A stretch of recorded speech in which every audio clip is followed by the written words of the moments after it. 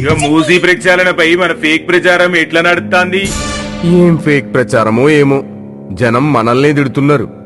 మూసి buffer zone లో ఉన్న building కథ ఏందో అర్థమైతలేదు. ఓ గదా, గది మనోళ్ళదే.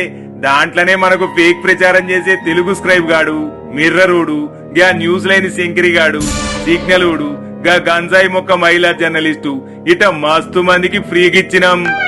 అందుకేనా అసలు బాబుగాటుకు గా అపార్ట్మెంట్ కు సంబంధం లేకుండా అల్లరి చేస్తున్నాం? వాళ్ళు నేను ఇసిరేసే ఎంగిలి బొక్కల కోసం గేటు కాడ గాయలు కాసి ఫేక్ ప్రచారం చేస్తారు. అంటే మనం డెవలప్మెంట్ చెయ్యం, రేవంత్ సర్కార్ డెవలప్మెంట్ చేస్తే ఓర్వలేక ఫేక్ ప్రచారం చేస్తామన్నట్లు. ఎక్కువ మాట్లాడకుండా పోయి ఆ ఫేక్ డ్రామాలు చేయర్రి.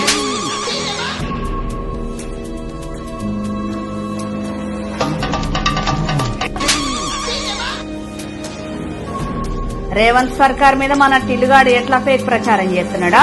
ఇగో చూసినావా? 5,000 కోట్లు పెట్టి విగ్రహాన్ని మేము కట్టేసేస్తున్నాను. ఇంకొక పుకారు లేదు.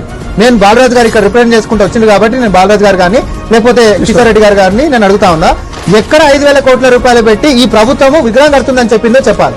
కాంగ్రెస్ వాళ్ళు అడిగిన ప్రశ్నలకు సమాధానం చెబుతలేరు గని ఫేక్ ప్రచారం చేస్తుర్రు, డెవలప్మెంట్ ను అడ్డుకుంటుర్రు.